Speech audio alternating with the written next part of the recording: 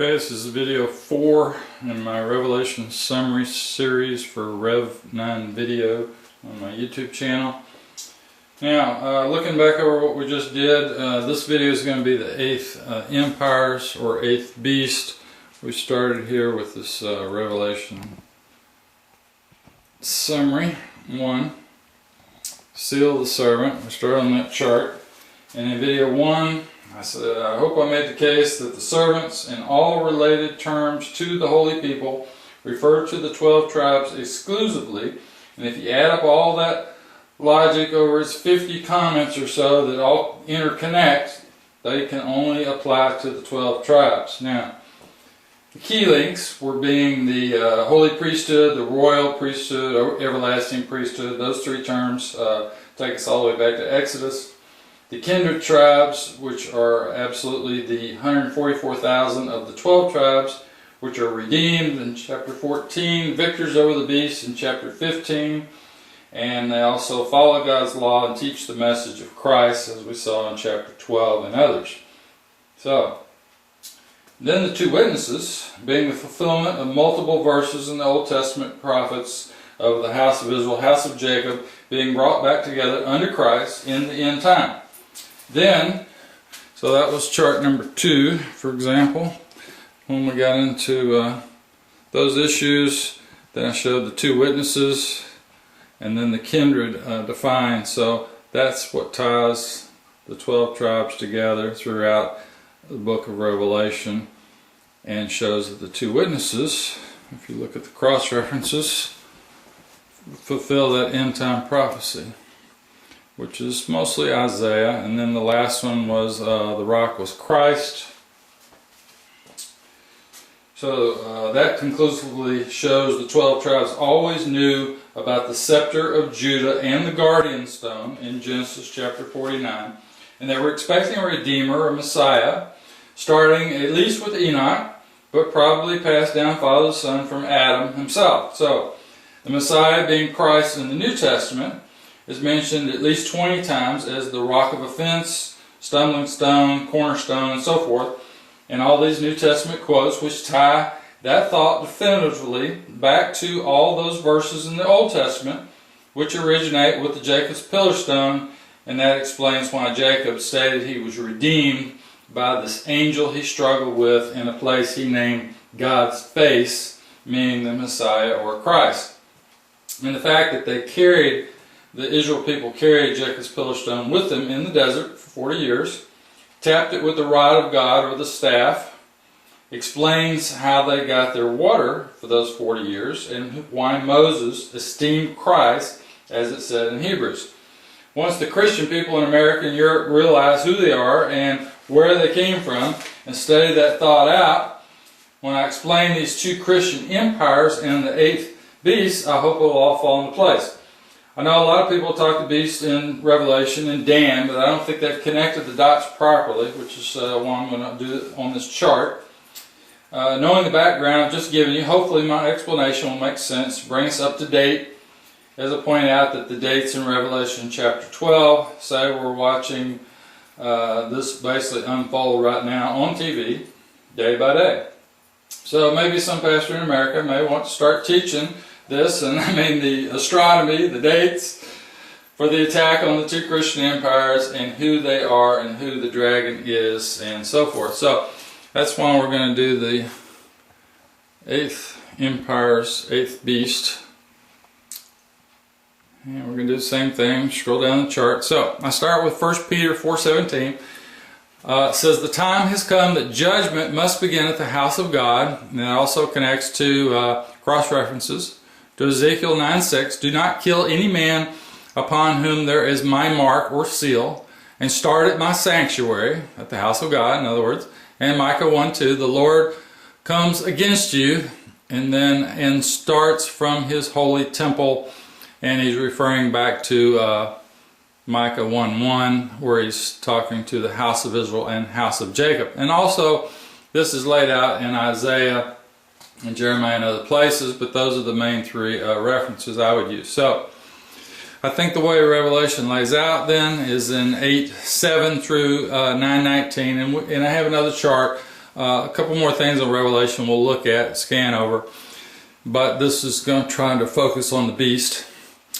In those verses, I think, is the first 3.5 year period of the two witnesses consuming their enemies, which is in 11:7, up to 11:7, in other words. And that's comes to an end, and those dates that where they're conquered is 9/23/2017 to 12/13/2017. So September to December of 2017. Somewhere in those dates, I think, refers back to the two witnesses, not to the rapture or some other thing. So I think what it's showing there is a limited nuclear exchange where the dragon is given authority by Yahweh to conquer the two Christian empires, to bring his wrath on the 12 kindred tribes for not following God's law and submitting themselves again to a yoke of slavery as slaves of men. So that's Galatians 5:1 and 1 Corinthians 7:23 are the cross references. So mainly in, like I said, in Isaiah, you have this idea where you've got this judgment. The two witnesses represent the house of Israel, house of Jacob, as we've shown on the other chart. And if we have a 7-year period, I think the first 3.5 year period is these two witnesses consuming their enemies. Maybe after it looks like a nuclear exchange and then a ground war is what it actually looks like. So I think that part of Revelation's the first 3.5 year period. The second would be 11:15 to 16:1 approximately, and that's the 3.5 year period of the beast under the authority of the dragon, where it controls all 5 empires. It actually only mentions 5. As the 6th beast, so 13:11 I'm saying I think is actually the 6th beast, and we'll walk through that. And then it forces all under its control to accept a personal identification mark to participate in global government under martial law, which it represents with the 666 embedded in a barcode. It could be a lot of things, but barcodes are embedded with 666. And those are used to identify specific things. So here it's used to identify you. It doesn't actually even, it's really the whole point of the 666 is that people know that that's in a barcode, so they know what a barcode is used for, to identify a specific thing. And the whole idea of it is the mark of whatever it is, and people talk about an implanted chip. It really doesn't matter, because what it's doing, the whole idea of this is it's just telling you the mark of the beast is to identify you. So you can buy food, household goods, you can pay your bills, you can buy gas. So you can't participate in commerce at all without this mark, whatever it turns out to be. It doesn't matter. It could be multiple things. Some people could have a chip. Some others could just be using a barcode. Like I said, in India right now, they are doing that. They're got over 1 million people with this embedded, this 666 barcode embedded into a ID with their picture on it, so they can participate basically in things that relate to the government. So you'll be requested to use this ID however it comes about, and then all financial transactions will be tracked, your movement can be tracked and restricted, etc. So that's the idea of the mark of the beast. It identifies you. Now, roll down a little bit. Try to keep track of this a little better than I did last time.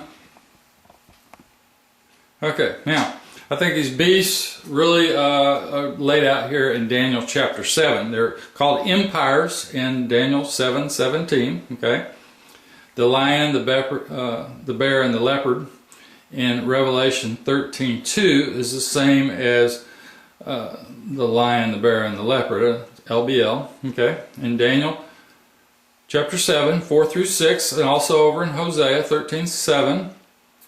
So I'm saying the 4th beast in Daniel 7:7 is the beast in Revelation 13:1, or the 1st beast, which it calls it the 1st beast up in 13. I think I said that somewhere in here where it actually says, because it doesn't say it's the 1st beast right there, it just says the beast.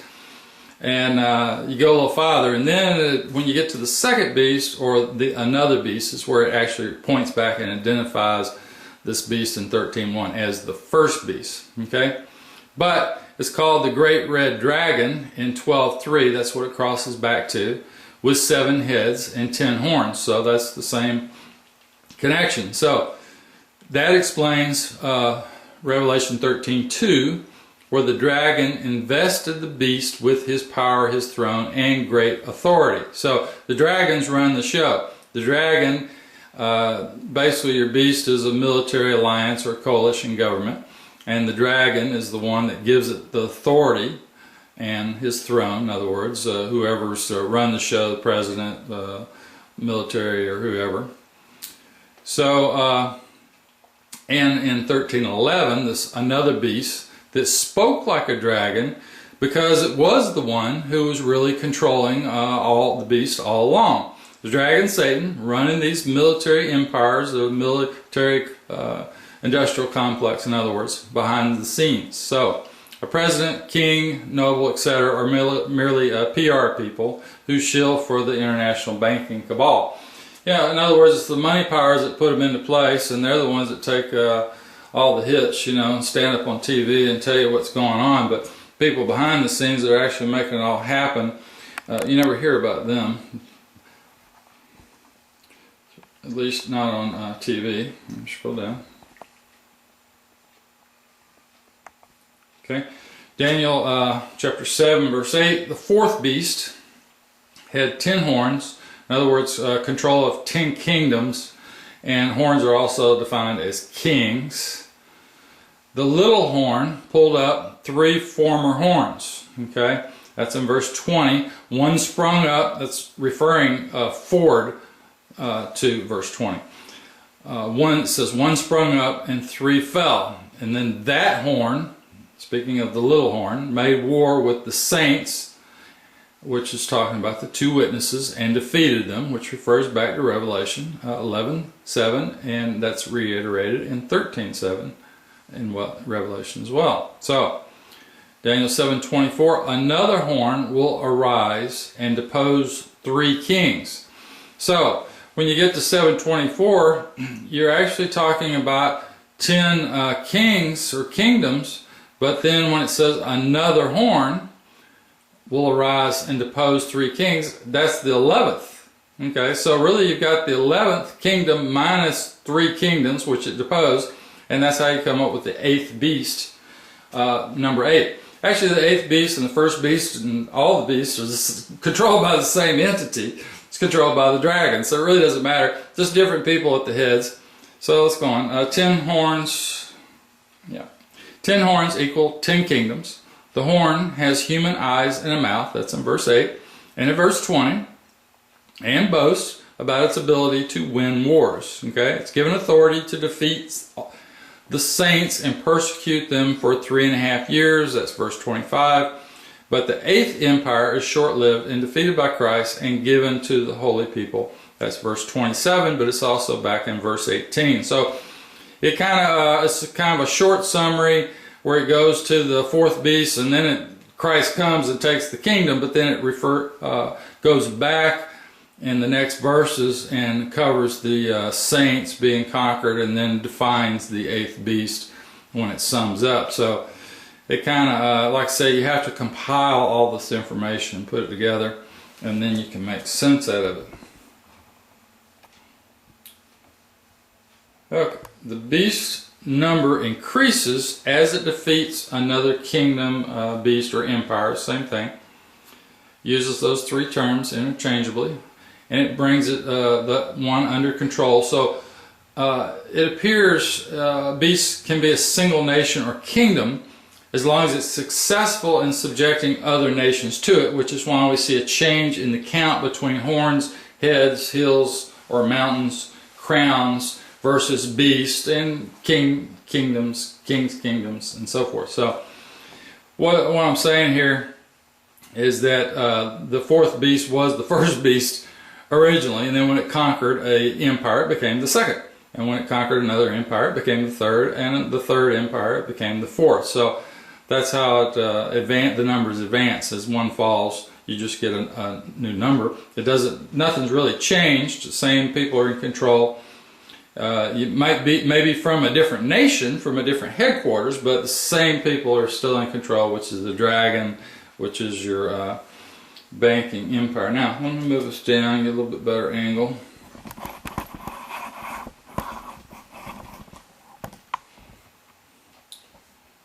Okay.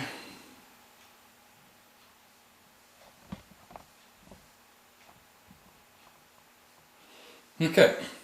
In Revelation 13:4, where it says, "Who is equal to the beast? Who can make war with him?" means the beast, in other words, the current dominating world government and military that controls everything and everybody it sets out to control, with Satan running the show. So it really doesn't matter where that control is coming from, which country and all that kind of thing. You'll know where the control is coming from. It'll be the people holding the gun on you. Okay, your heads are military headquarters with mountains or hills and islands, referring to military bases or strongholds, continuity of government centers, etc.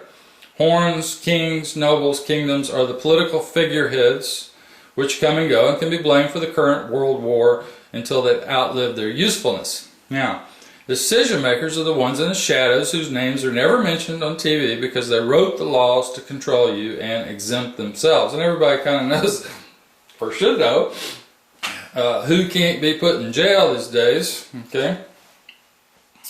Revelation, okay, we're still good. 17, 7 to 11, we have the explanation of the beast. The beast which carries her, and that's referring back to 13:1, possessing 7 heads and 10 horns. That's in verse 9. And then that refers back to verse 4, 13:1, and 12:3. Okay.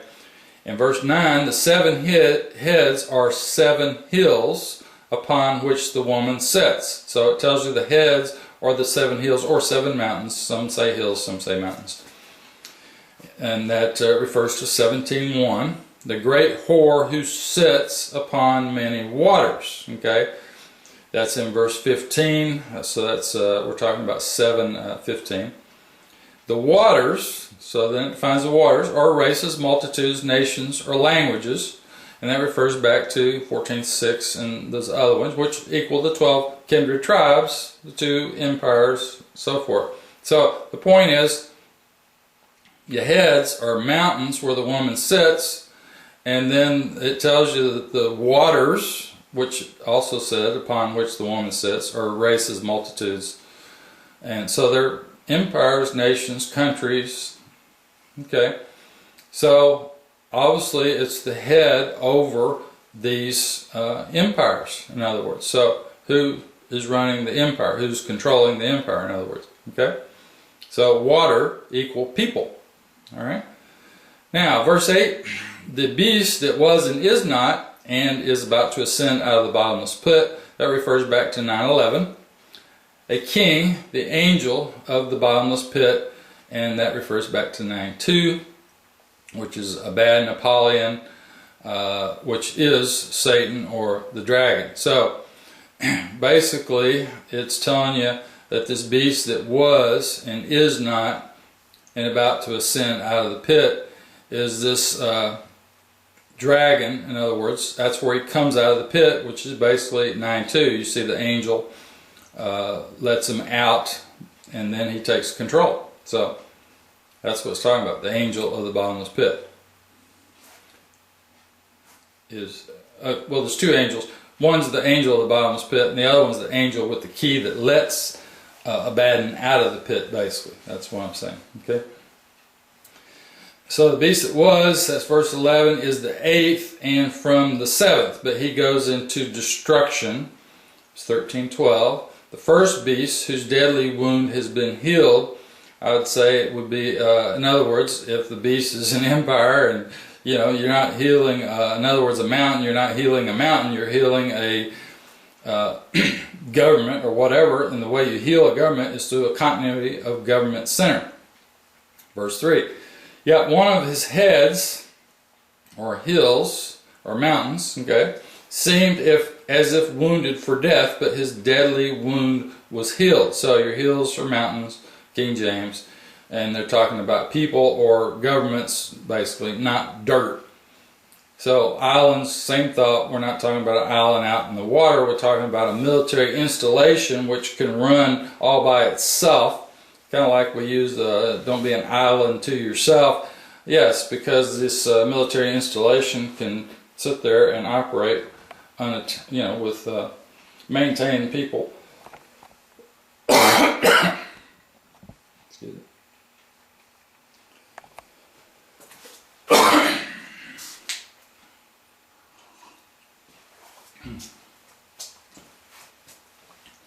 So in 13:1 then, the beast coming out of the sea, or the waters, talking about the sea of people.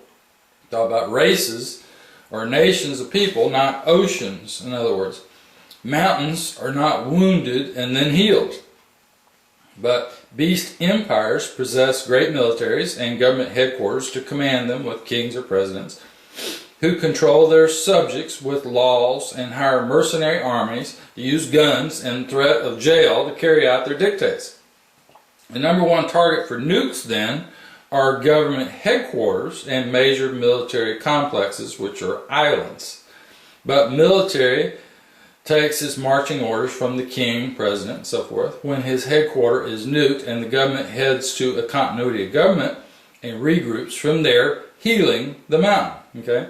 1710, there are 7 kings, 5 are fallen, 1 exists.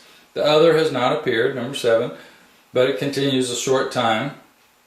And then the 8th is from the 7th, which is really the first beast in 13:1, which connects us to the 4th in Daniel chapter 7. So, the first beast in Revelation 13:12 is the 4th beast in Daniel 7:7, because in Revelation 13:2, that beast already possessed the 3 empires from Daniel chapter 7. Now let me move this back slightly.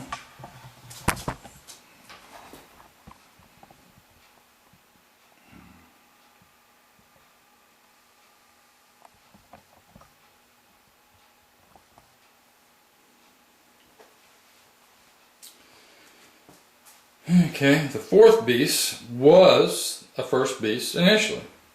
When it conquered the lion, it became the 2nd beast. When the bear, it was the 3rd. And when it took the leopard, it became the 4th. So, that starts us in Revelation 13:2. In verse 3, the dragon gave this beast, which is now the 4th beast, power, the throne, and authority to wage war. In verse 7, with the holy, which refers back to the 2 witnesses. Now it possesses the 5 or fallen, which makes it the 6th beast. So in other words, it had 3 beasts starting there in chapter 13, and then when it took these other 2, the 2 witnesses, which are 2 empires. So now if you go by the proper numbering, that would make it the 6th beast. And that's another beast, basically, in 13:11 that possesses the 2 lamb kingdoms, which are the 2 witnesses. Okay, the 6th is the other beast in 11:7 that came from the bottomless pit, meaning under control of Satan, which ties us back to the king in 9:11, the angel of the bottomless pit, Abaddon or Apollyon. Who then is the first beast who conquered the LBL empires? Okay, the first, you can see that. Okay, the first military coalition government described is the one in 11:5 and 6 who consumed their enemies for 3.5 years. If they're consuming their enemies, then they're fit the definition of a beast to begin with. Okay, and these are consuming their enemies for 3.5 years, defined in Daniel 7:7 as having great iron teeth that stamped and broke with its feet the rest. So here it is over in Daniel, destroying these other 3 empires. So I'm saying 11, what's in 11, 5 and 6, the 2 witnesses, these 2 empires are destroying these other 3 over here in Daniel. So this is connected. I don't know if this is the best explanation of it, but hopefully if you look at this a couple times and look at these verses, it'll make a little bit better sense. So I'm saying what it did is it destroyed to completion the armies of 3 empires with its army, after it's motivated by a terrorist attack on its government headquarters, which I think is what you see in 8:7, which refers back to 6:1, which is the white horse going out conquering. And to conquer, that's actually the 2 witnesses, these 2 Christian empires going out conquering and to conquer other nations. So let's go back to the top.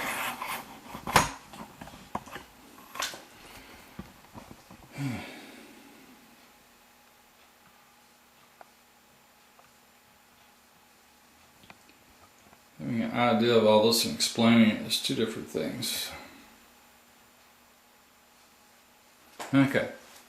It's important to realize that the first 4 beasts were all in existence at the same time. So that's important because in the first of Daniel, you can't really miss that.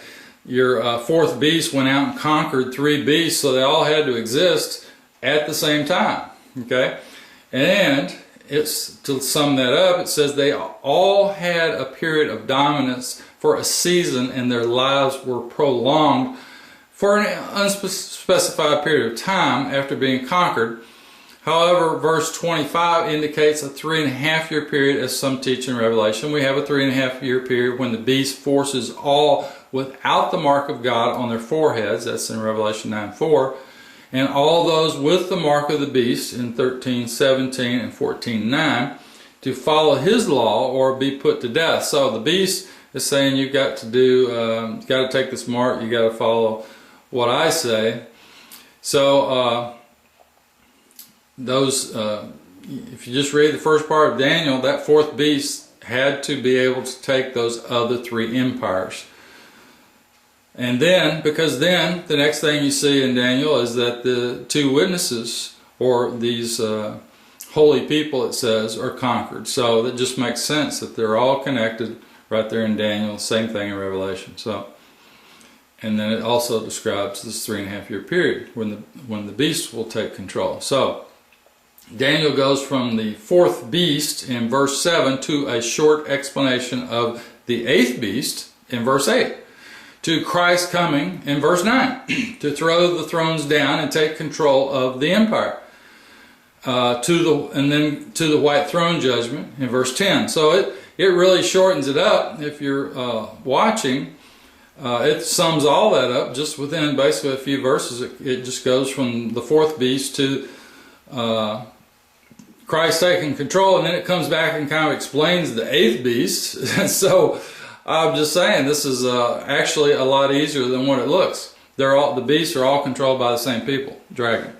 Okay, so verse 17 and 18 clearly show only 4 empires, then they will be given to the saints. But then it backtracks in verse 19 to 27 to give us more detail. So after these things come to pass, I'm saying hindsight will make perfect sense of it all. Compared to the text of Revelation, what should be apparent is that these 8th beasts all manifest within a 7-year period. I'm saying the 2 empires, which would be 2 beasts, are the first 3.5. They take 3 empires, and then they're conquered. So now the 6th beast has control of 5 empires. But then from the 6th to the 7th to the 8th goes pretty fast. 3.5-year period basically from 6th, 7th, and 8th. So they're all basically just multiple empires fighting each other with the dragon in control from begin with. Basically taking one empire, attacking the other so that that empire will attack it. So they're just pumping up war for its own benefit. Excuse me. I guess we can go on. Okay. So, however, the 8th beast that is turned over to the holy must also coincide with the everlasting empire in Daniel 2:44, which are the historical beasts. When it's talking to Nebuchadnezzar, for example, the stone rock in verse 34 and 45 is Christ in the end time. So, still in Daniel chapter 2, in other words. So, the 8th beast that describes in Revelation and in chapter 7 is the same 8th beast, but the other 7 beasts back there in Daniel chapter 2 don't relate to these, because those are historical, appear to be obviously historical, where these beasts all exist within basically a 7-year period. So, yeah. Okay. After the mark of the beast in the end of Revelation chapter 13, then, from chapter 14 on, you have only 2 types of people. Those of the 12 tribes, which you get from the very first part of chapter 14. It's obviously talking about the 144,000 of the 12 tribes who have the name of Christ and Yahweh written on their foreheads. The first fruit, it says, redeemed, redeemed. That says that twice. The 12 kindred tribes hearing about their reward for following God's law to the end, and the fact that they could avoid the mark of the beast, so they planned ahead. These being called victors over the beast in 15:2. Same people. The second group, then, is those being judged for taking the mark of the beast and participating or planning the death of the holy people, even if they just go along with it. Okay, in chapter 16 to 19, it appears you have maybe 2 judgments: the vile judgments, destruction of the great city, and then the armies that go to war against the Lamb, which is they're finished off in 19:19 to 21. Up a little better. Based on limited information, beasts 6, 7, and 8 all exist within 3.5 years, which would refer back to 13:6 and 12:6. So Christ destroys the 8th, but it's not definitive who destroys, or how the 6th and 7th are destroyed, or how long they last. It just says a short period. I see a paradox in that the dragon takes control of the 2 lamb kingdoms through a treasonous act of sabotage by causing its military to be conquered in 11:7, which I would say refers back to 9:1 and 6:9. So it could rule their citizens under martial law, force the mark of the beast on them, and genocide the rest, just as we witnessed multiple times in the wars of the last 100 years. The 2 Christian empires were used by Satan to conquer the 3 other empires. That's World War III. And then they become subjected to Satan as well through a banking collapse, the loss of their army, and the invasion that follows. And that also coincides with exactly what you have in Isaiah, and we will get to roll through those charts at the end.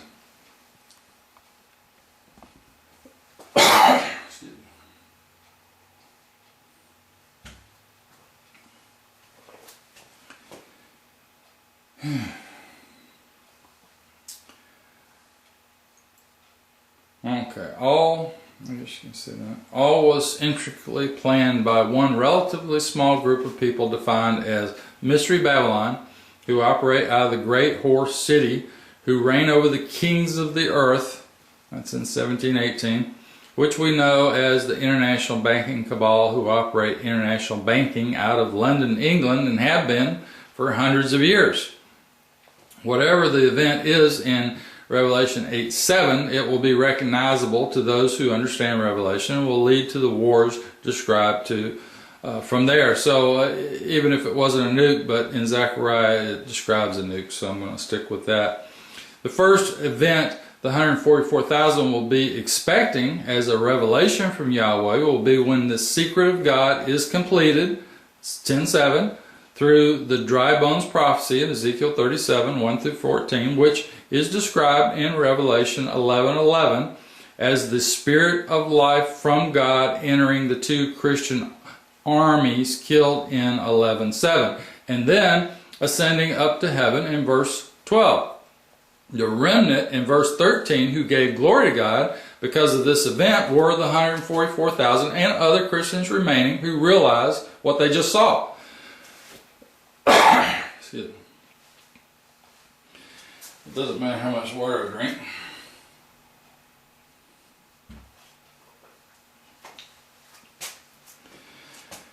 Okay.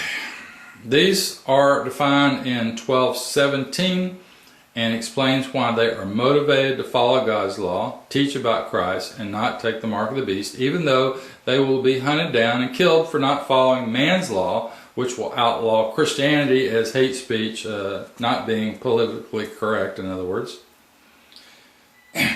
After the attack, let's move down.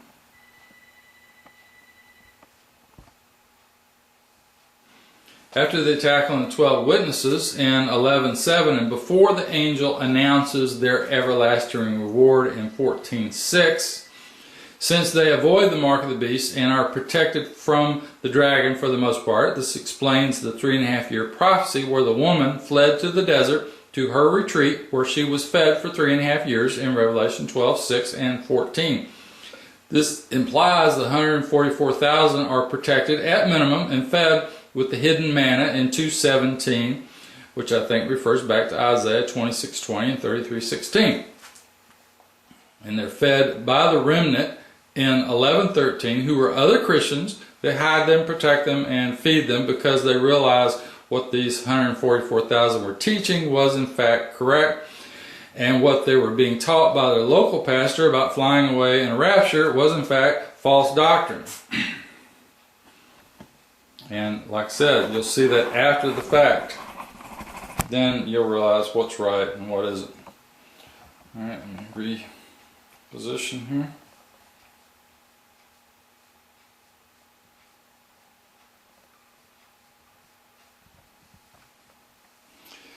Now that the remnant has witnessed the fulfillment of the dry bones prophecy for themselves, using whatever critical thinking skills they have left, they can correctly deduce that to be found worthy of the tree of life, the water of life, and all that, they should protect these people as if their lives depended on it. This explains 14:12 and 13. There is a consolation for the holy who keep God's law and the faith of Christ, and happy are the dead who die in Christ from now. The 144,000 are sealed, and I don't expect any to die, but my best guess from reading the prophets many times, trying to put all in the proper context, is that there's an undefined amount of nuclear war between the 5 empires in the end time. Then it switches to conventional warfare at some point. The 2 Christian empires are invaded, many are killed in war, some are taken into captivity and taken to an area of the Middle East. A remnant of 10% approximately, at most, stay behind, and of those you have the 144,000 who are reliable men to consult on what to do next. Men who can reproduce at this point will be rare in whatever society is left, with a minimum of 7 women of reproductive age to 1 man, and that connects to Isaiah chapter 4. Back up slide.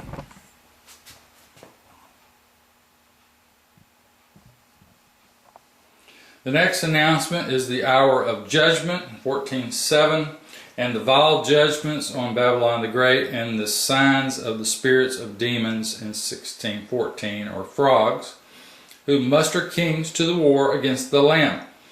Babylon the Great is defined between 1617 and 1824 in Revelation as being destroyed by a great earthquake and hail, which rent it into 3 pieces, or tore it into 3 pieces, in other words. Any of his people, it says, who still live near the great city are warned to leave. If his people can't determine which city is being held responsible for the blood of the saints, then the warning would be meaningless. That's 18:4. So, if you're talking about this great city and his people don't know, then why warn them? In other words, so they have to understand the prophecy. And his people should understand it. Since Babylon the Great has clearly set up the international banking cabal in London, and they've been there for a few hundred years, you only have to decide who's calling the shots in the world today. Destruction of the city and the War of Armageddon appear to be 2 separate events in 2 separate places. Are these in fact the 10 kings mustered to war against the Lamb in 17:12 to 18? But who hate the harlot and apparently have the power to burn her with fire. If that's the correct interpretation, their armies aren't going to London, only their nukes. Their armies are destroyed in some other location in 1918 to 21, in other words. So, you don't need to send your armies there. You would just, if it says by fire, and it's going to split the city into 3 pieces, it would be talking about some other type of weapon, in other words. Let's scroll down.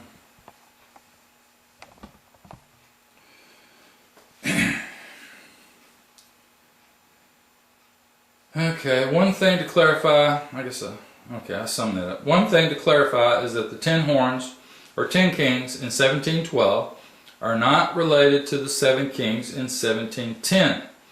The 10 kings have not inherited a kingdom and only have authority for an hour. The 7 kings are running empires that are conquered in war over a 7-year period. In other words, the first ones. So, there's an 8th king also, but Daniel shows an 11th king, the little horn, that displaces 3 kings, which gives us a total of 8. We could spend years debating which people represent the synagogue of Satan exactly and how they will help the dragon start and control the outcome of these wars.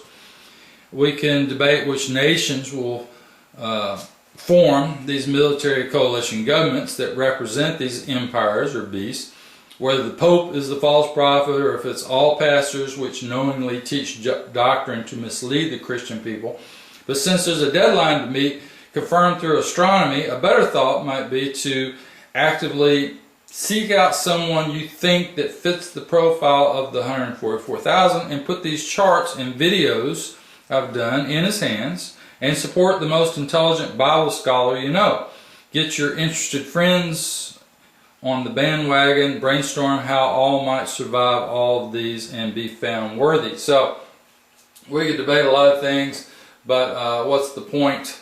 So I'm going to knock off here and then we'll come back with video 5 and basically we'll look at the New Testament and see how it ties in with everything else. And probably we'll go over some of the charts on the, I guess next we'll go over our timeline on Revelation, be the most logical thing. Thank you.